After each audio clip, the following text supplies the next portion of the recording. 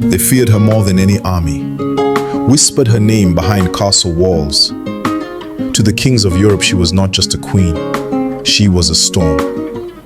For over 30 years, she defied their empires, burned their forts, and crushed their pride beneath her feet. She was no myth, no legend, she was real, and her name was Queen Nzinga. In the year 1583, in the rich forested heartlands of what is now Angola, a child was born into royalty. Her name was Nzinga Mband, but her kingdom was bleeding. European ships loomed at the shores. Foreign men came dressed in crosses and cloaks, but they brought muskets and chains. Africa was at war, and the war was being lost. From childhood, Nzinga was taught not how to dance, but how to survive, how to lead, how to strike first, because she knew one day the fight would be hers. The Portuguese demanded tribute.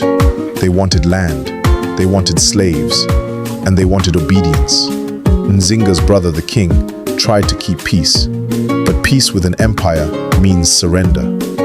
When the kingdom weakened under betrayal, they called for Nzinga. She was sent to negotiate, but the governor offered no seat. To them, she was just a woman, but she made history in that moment.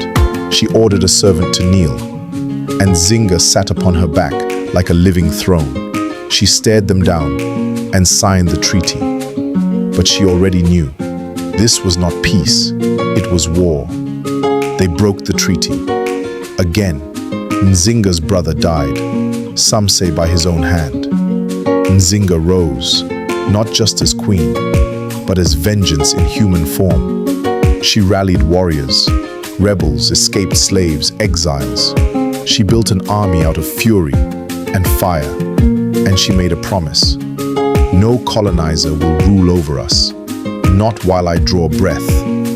They hunted her, but she was never caught. She moved like smoke through the trees. Her warriors struck from shadows. They burned forts, cut supply lines, took back prisoners in chains. The Portuguese called her a ghost, but her people called her Ngola, a title of kings. She was more than a queen. She was war itself. She played colonial powers against one another like chess pieces, made alliances with the Dutch, turned European greed into her own weapon. And when her enemies surrounded her, she never ran. She outthought them, she outlasted them, and then she defeated them. Nzinga did not rule with luxury. Her court was built on survival, loyalty, and iron. Her personal guard, women, warriors, shadows in the night. They were trained to fight and to die for her. To her enemies, she was monstrous. To her people, she was mother, protector, savior. She did not inherit her throne. She took it, and she held it. In her later years, Nzinga began to speak of peace, but not from weakness. She had held off European conquest for decades. She had earned peace by fire. She rebuilt her kingdom, taught her people pride. And when she passed away in 1663, at over 80 years old, she did so standing tall. No chains, no surrender, only legacy. European books called her cruel. History tried to forget her, but she would not vanish. Statues were built, stories were passed, and in the hearts of Angola, her name lives on. Queen Nzinga, a woman who broke the rules of her time and burned her name into the bones of history. Nzinga wasn't just a ruler, she became the nation. To the oppressed, she was justice. To the enslaved, she was freedom. To her people, she was home. She gave shelter to refugees.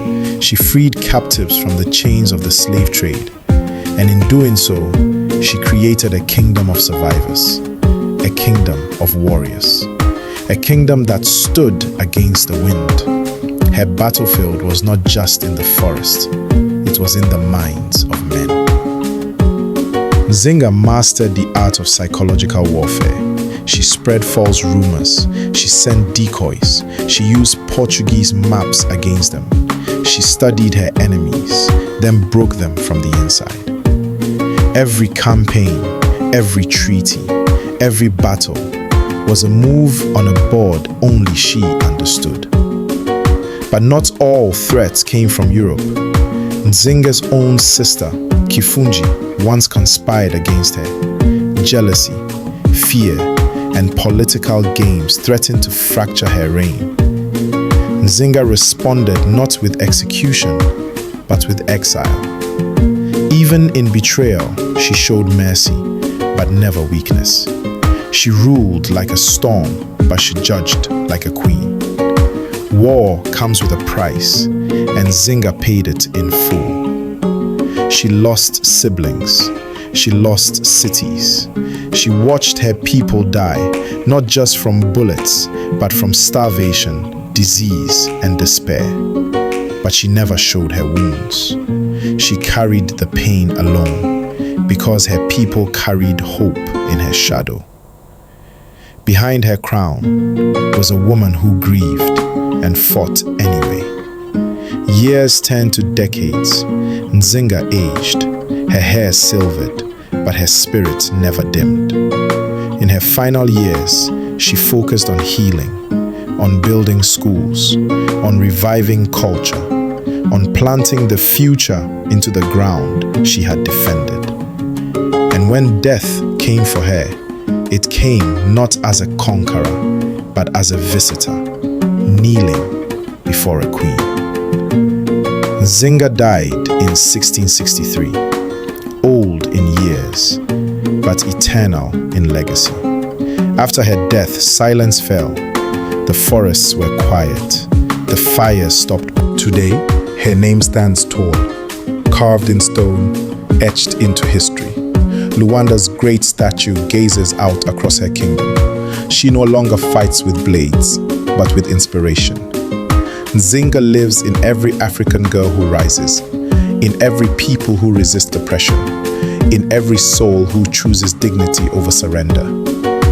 She was more than a queen. She was a movement, a memory, a reckoning. And she still strikes fear into the hearts of those who fear a woman who refuses to kneel. Share her name. Pass on her fire.